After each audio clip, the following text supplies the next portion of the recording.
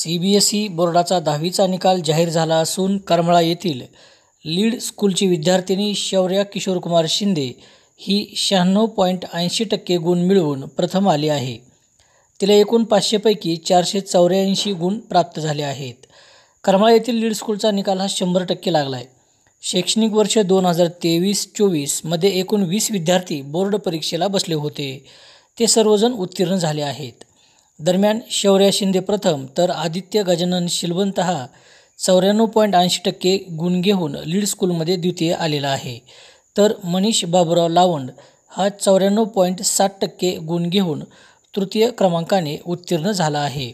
याशिवाय विभावरी पवार व कल्याणी वाघमारे यांनी प्रत्येकी 92.80% गुण मिळवून चतुर्थ क्रमांक पटकावला आहे. लीड स्कूलचे संचालक सुमित मेहता, स्मिता देवरा, प्रबंधक अशोक देवरा, अध्यक्ष नितीन जिंदाल, प्राचार्य बपन दास, समन्वयक विनोद भांगे यांनी गुणवंत विद्यार्थ्यांचे अभिनंदन करून शुभेच्छा दिल्यात.